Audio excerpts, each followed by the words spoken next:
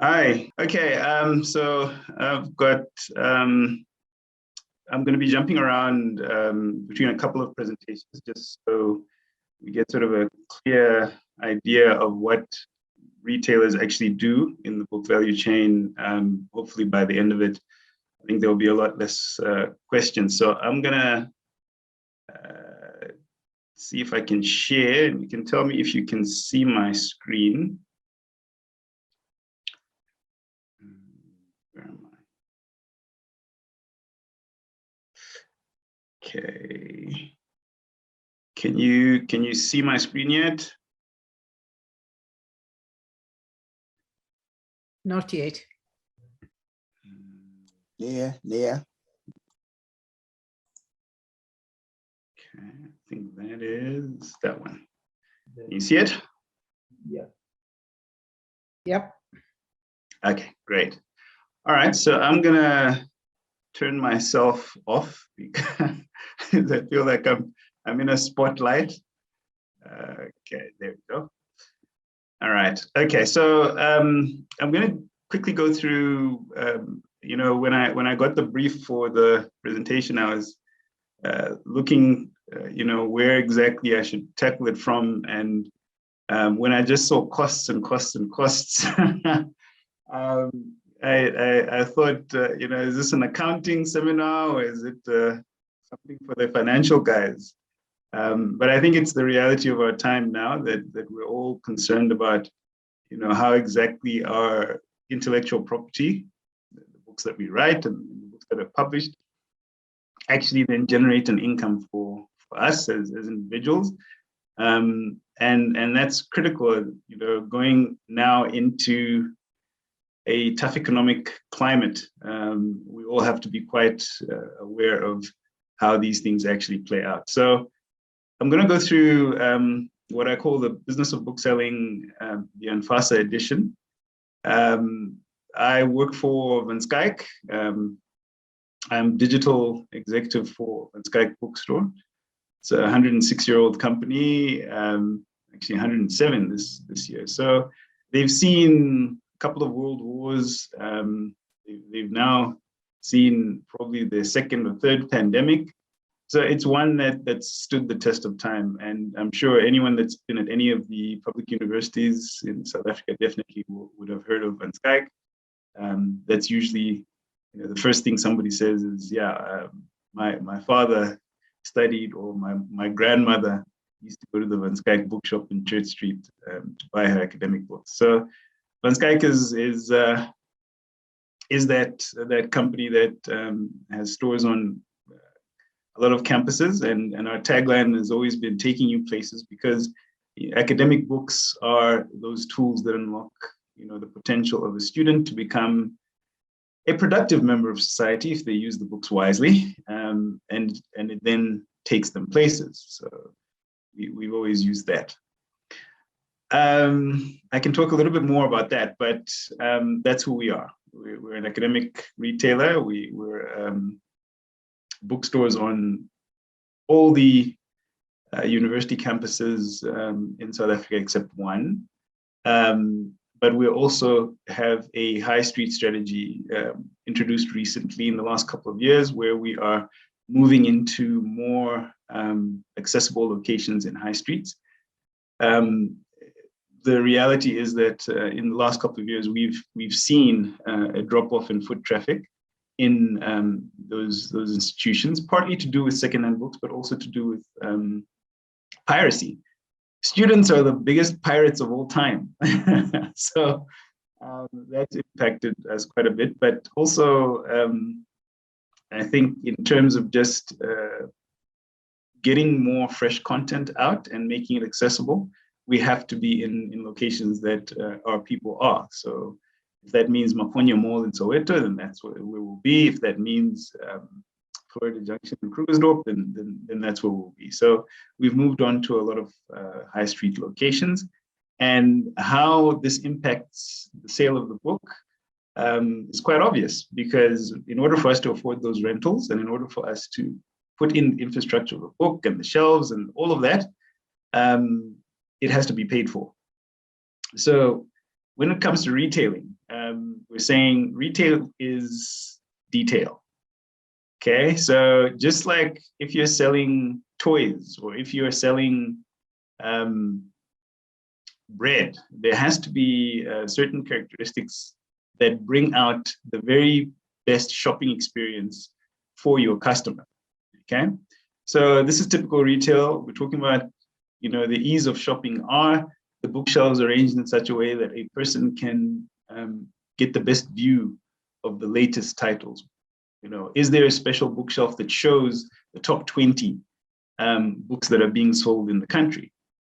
Does she leave happy when she's shopping in our store? So all of those things, including the staff that are there, are they friendly? You don't want to. And I know it's been a fashion in some of the very. I'm not going to mention my South African Booksellers Association colleague, but some of the bookshops are known to be quite snooty. You can't even talk to their staff because their staff are people with Master of Fine Arts degrees, and they just they're interested in literature. But the fact is, in order for you to sell books, you need to have that customer service aspect. And of course, that requires training, which means the staff must be trained and somebody has to pay for that training. The training comes from the sale of those books. So all of that is part of the cost structure, if you want to call it, in terms of what we do to make her shopping experience that much better in a retail environment. Okay. So when we talk about academics specifically, I'll just skip through that. It's really not. When we talk about academics specifically, I think it's actually one of those businesses where retail has seasonal trends, but because of the academic nature of the books that Van Schaick sells, it's dependent on your semesters, right? So the semesters themselves determine what it is that is going to be in the shop window or in the shop shelves. So that in itself is an art form. You have to know what is being prescribed at a particular institution for first semester. You need to know what's being prescribed for second. You need to know what tests and also in terms of the ancillary material. So your notepads and your calculators, your bags. There has to be a view of brand equity in there. So you go to any of our bookstores now, and you will see, for example, because of the pandemic, tablets and laptops are essential for students, but you would not put a Apple computer behind, a Dell machine or a Hewlett Packard machine, because the Apple has a bigger brand equity. In the same way, there are some titles by some publishers that have greater brand equity than others, and so that plays a part, and sometimes that also becomes part of your costing structure, because some suppliers will pay to be put first. Okay. So how do you get people to buy and buy now is probably a question that's on your minds.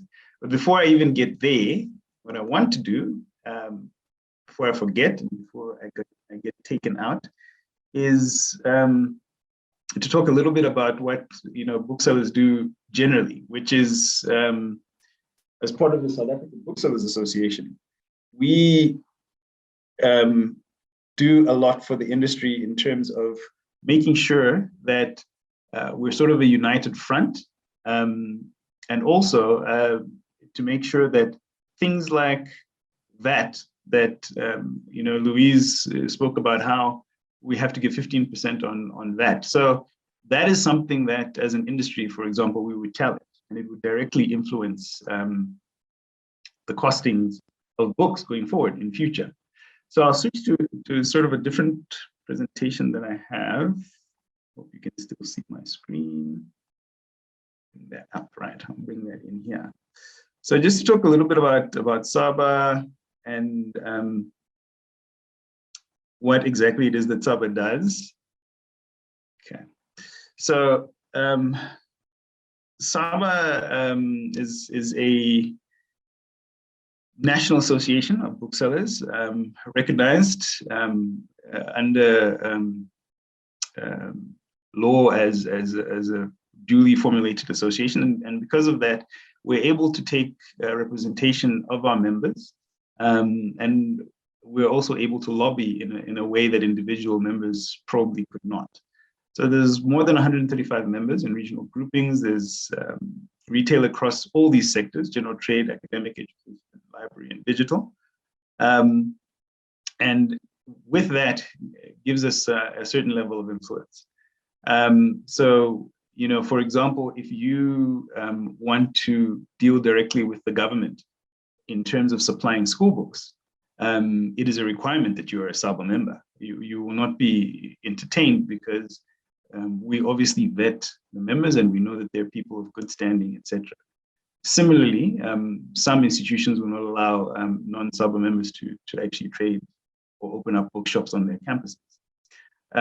So we pursue our members' interests. Monica will obviously talk about things like copyright, and so we've been part of that copyright coalition. When it comes to government changing policies in terms of ring fencing funds for students to buy books via the National Student Financial Aid Scheme, we have a part to play in that as well. The fact that government is giving students cash has obviously had a direct implication in the sense that students no longer have book vouchers, so they don't buy books as they used to, because they're now able to use that cash to send it home, etc. We also have lobbies for piracy, as I said, anti-piracy lobbies. During the lockdown, we negotiated with landlords to keep our rentals low. And at some point, myself, as president at the time, had to lobby ministers to get us onto the list as an essential services supplier. Because if students were still going to school, virtually or not, they would need to have access to books. And in any event, education is a fundamental human right, and books are a tool for that. So it was that kind of lobbying at ministerial level, coronavirus committee, etc., that we would, as SABA, have been approaching. Okay, so I'll skip through all that. We also do professional development. There's a booksellers course. So if you want to learn about being a bookseller, there's a course that we've offered online that allows people to learn about bookselling in detail. So if I'm not clear after all this, you can go to the bookselling course. Just look for it on the SABA website. Okay, so if we look at book industry data, this goes quite a way back. So you can see the values in terms of the quantities of books sold. Hovering over half a billion. So it is there. The average selling price at the time, 2019, was 171. It's probably increased slightly, but round about there. And for a while, books were in decline. And then in 2019, there were a couple of nice titles that brought things up. You can see in terms of country of publication data, this is again 2019, where South Africa is. So of the books that are being sold for general trade, remember, general trade is not academic. It's your exclusive books and your CNA, sort of the fiction and all the other stuff. There is nonfiction in there, which I'll talk about now. That's kind of what it looks like. So you can see, South Africa is quite low when it comes to general trade. Whereas stuff from the UK and the US is... Sorry, Melvin, can I interrupt you? I think we're not seeing the presentation you're talking to at the moment. Oh. We see the one that says a bit about SABA. Oh, I'm sorry. Let me just see. Maybe I didn't, because it's showing on my side. Hold on. Okay. Can you see that? It hasn't changed on my screen. I'm sorry. I think that's why. Yeah. Okay. So this is what I was talking to now in terms of. Can you see the general trade stuff now? I Yes? can't. No. No, Melvin, we can't see it. We can only see the screen that says a bit about Saba. Okay, let me see, because maybe I've changed the settings. Okay. Sorry, I'll just try that again. I'm working with different screens. This one. Okay, share. Can you see it now? Yes. Okay, great. Okay, so yeah, just to recap, that's what I was talking about when I was saying who we are, what we do. Let's make that bigger. Can you still see it? Yes. Okay, great.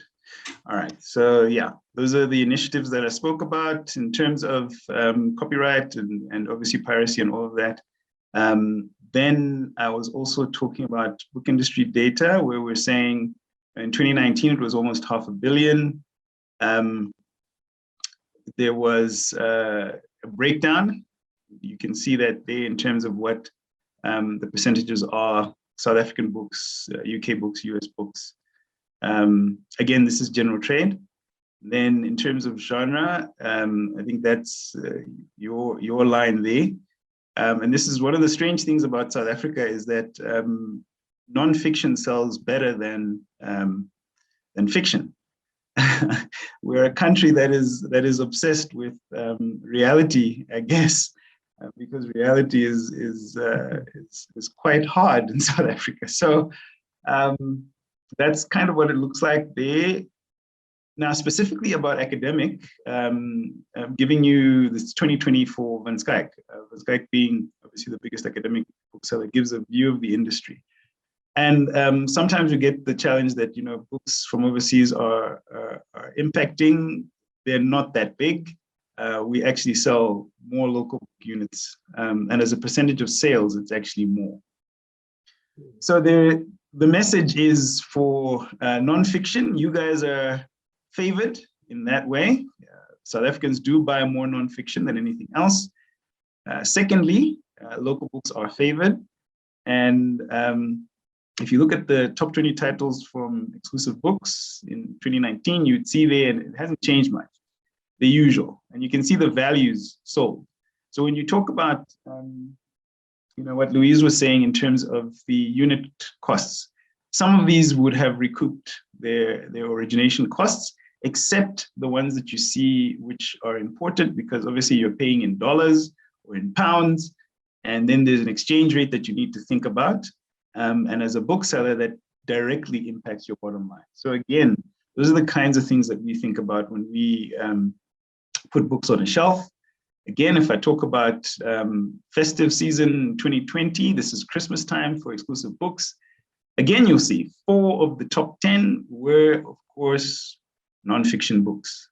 So yeah, I'm just making you realize that if I was an author, that is probably where I would be in nonfiction, because South Africans tend to like it.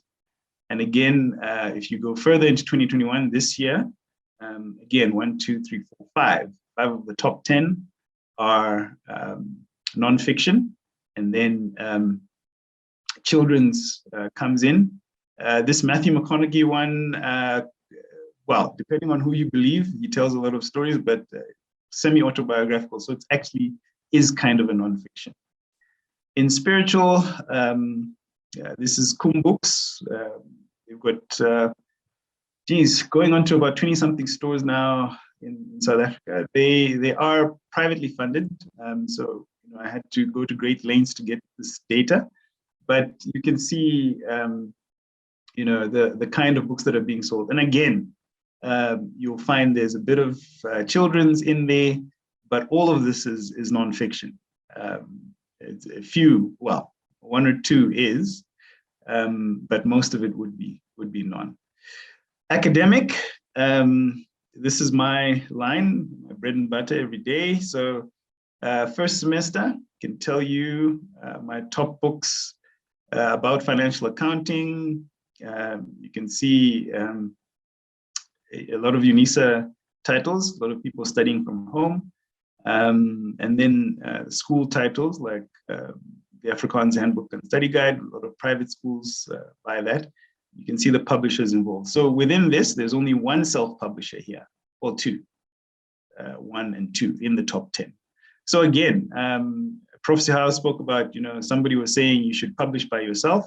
There are benefits to do that, but you need to do it with the correct partners. We do ebook conversion for some authors directly, and especially now, in terms of what's been happening with the pandemic, face-to-face teaching has not been possible. So, sorry, it looks like, sorry, has my screen changed? Hello? You haven't changed the presentation. We're still on the top 10 lists. Okay. Is that top 20 showing now? Yes. Okay, great. So in terms of ebooks, we've obviously taken quite an investment in developing an ebook publishing platform. So with the pandemic, as a bookseller, we were able to approach these institutions and say to them, look, obviously students are not on campus. They've been told to stay home. There are lockdowns. And so lecturers that normally would be selling their study guides and handbooks to the students in the lecture are not able to do that. So the easiest sort of way that would work for both them and us would be to provide those books and study guides as ebooks. And so you can see here, if I look at, this is probably top 25, you'd see 1, 2, 3, probably 4 or 5 of these are self-published from the author themselves. We have done a direct deal with them to make their books available as ebooks because they're prescribed at the institution, and the students would not be able to actually study or pass the course without them. So we've done digitizing, and obviously there are costs related to platforms. These books must be hosted somewhere in the cloud so that someone can download them from wherever they are. And also there has to be all of those things in place in terms of the quality control, in terms of the website where the student can buy it from. All of those are costs that need to be taken into account when you are a bookseller.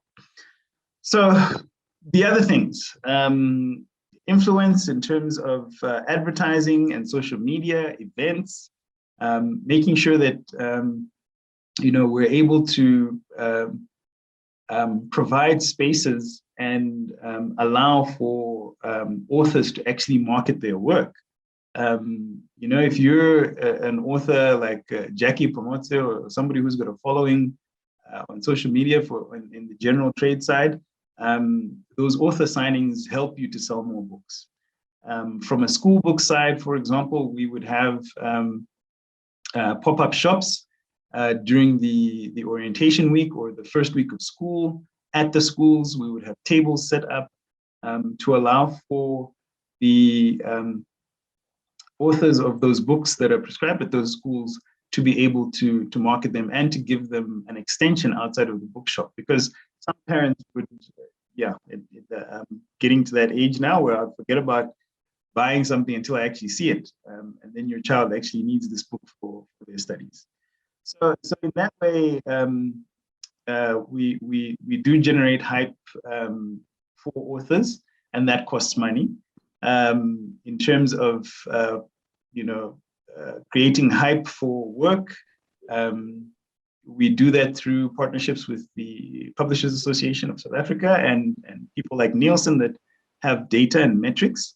And we then, have awards for the best in those categories. So this last year, 6 years with Al-Qaeda, won adult nonfiction. And that book would have sold more than the next best fiction title. So yeah, that is essentially the kind of things that we do. Again, as booksellers, we would encourage and work with government, and we would work with agencies to ensure that book selling increases generally across the country. Privately, we would have, for example, rewards apps that incentivize, people that buy books to actually buy more, because they will then recoup rewards and get discounts off their next purchase, et cetera, et cetera. So these are the kinds of things that you won't necessarily see as an author, but the bookseller is footing the bill for a lot of these ways in which to get students to come back to the store if they are campus students, or in exclusive books. You have the Fanatics program. Bargain Books has got a similar one. Readers has also got their own one. So there's always a cost to these things that I think many people don't realize. Okay, can you still see my screen? Yes. Yes, yes. Okay, great. Can I just stop there for some questions? Thank Then I'll continue. Thank you very much, Melvin, for that presentation. Thank you for adding to booksellers to the elements that authors should understand form part of the production of the book, the production and dissemination of the book. Perhaps a bookseller's point of view is not often enough heard, and even publishers sometimes don't give enough credit to the hard work that booksellers also put in. And I'm just remembering back to the distant days when I was a publisher, and we used to receive phone calls from some of our authors whose books we had recently published, complaining about the visibility of their book, that they went into exclusive books at the V&A waterfront. It was always, or usually, the V&A waterfront, and they didn't see their book on the shelf. And what were we, the publisher, going to do about it? And then we needed to explain that all of us in the book business, the publishers and the authors, the publishers, the authors, and the booksellers, we all wanted to sell the book, actually. There were none of us who held back the book and didn't make it visible because we didn't want to sell it. As I said, booksellers often don't get enough credit for the efforts and the costs, of course, that they put into the sale of books. I hope that the authors here are getting the drift that publishers are booksellers are part of the bigger picture, the value chain that make up all the links and all the people who've put their work and their time into producing the book.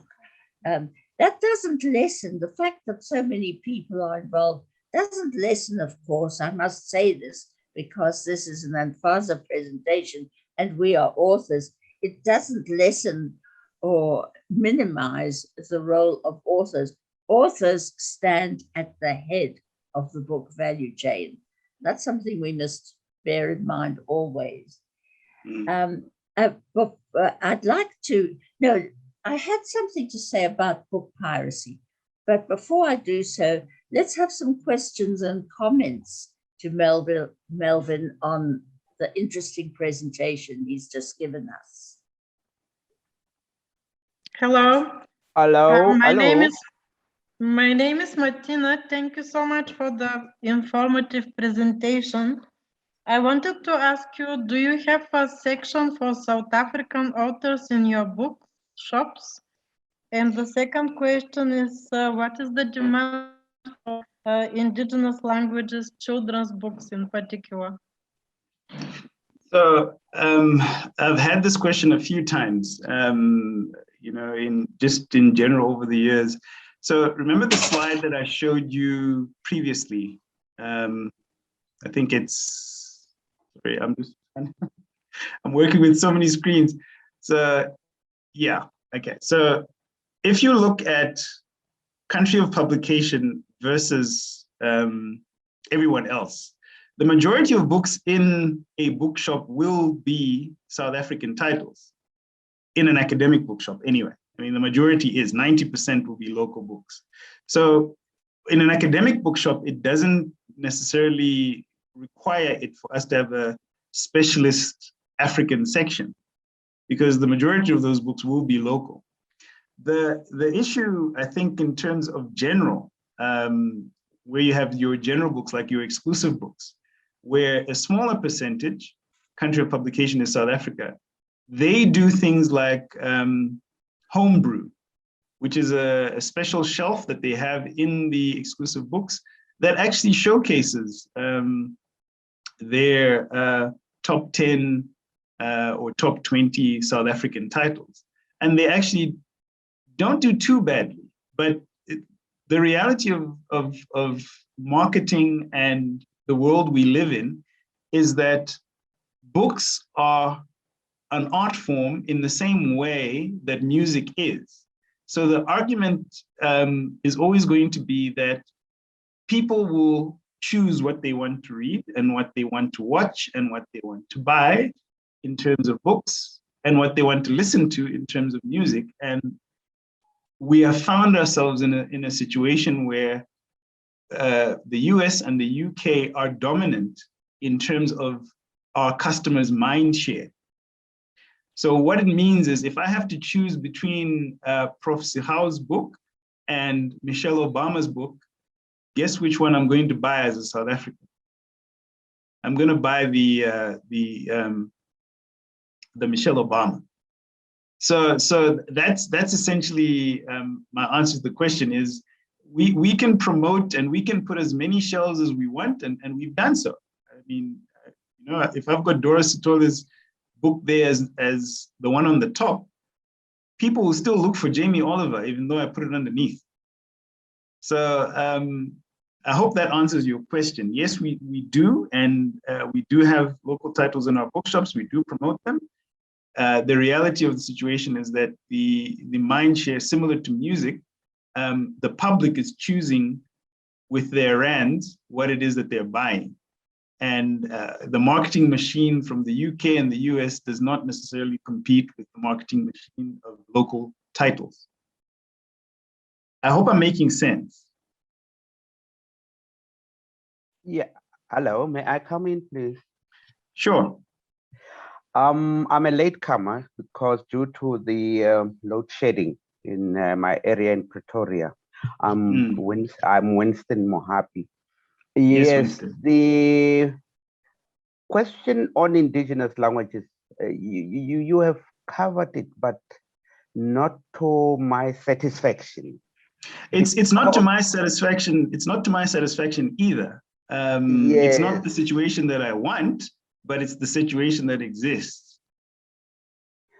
Yes, but if there could have been a window like this one, you know, general trade data about how many indigenous languages literature has been sold, just to give a picture, so that even if there are five books, just to, you know, it elevates the language in a sense that then we can say, oh, let's do something about the sale of indigenous languages. But if it comes in a general way, you have it there, South African books, then it's obscured. We don't know where they are. We can't sift them out and say, here are the indigenous languages books, you know.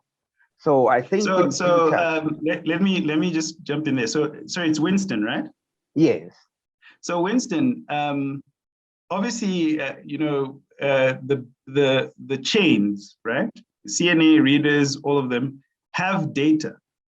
They have data on what books they sell for, because, well, they need to know so that they can pay the authors and they can pay the publishers, etc. So it's not that we don't know. It's not that, you know, the data is not there. It is there. It's just that, unfortunately, it's proprietary data. And I cannot, as a, you know, as an accounting executive at a company, give you the data of specific titles without, infringing on the company's privacy codes. So we have to give a general sort of sense of what's happening, and I've tried to do that. I have actually given you quite specific data. Maybe you did come late, and that's why you missed it. But we definitely did. I went to the question of titles, so you can even see the quantities in there. So in a top 20, you can see which would have been a local title, like Lazy Makoti's Guide to the Kitchen, for example. That's the exact number that were sold in terms of quantities. That's the exact figure in 2019 at Exclusive Books. So that's quite specific, but you have to look at the bigger picture, which is in this top 20, how many of those are local? And there's only that one, which is locally published and locally written by a nonfiction author. The rest are not. And that then gives you an indication to say, well, it is actually quite small. Melvin, sorry to make a follow-up and to stop other people from. I'm not talking about South African books as such. I know in South Africa, when we talk about South African literature, we talk about English written books. But I'm talking about books that have been written in African languages. Yeah. That's what I would have liked to see here. Well, I can tell you for a fact that at the moment, the most popular titles that our chain is selling in local language would be the Zulu poetry books that are prescribed for grade 10 and grade 11. And in this month, we've sold 18 of them out of 44,312 of other titles that we've sold. So, I mean, if you can go into very specific detail about specific titles, but the reality of the situation is that market forces determine who buys what. That's the point that I was making.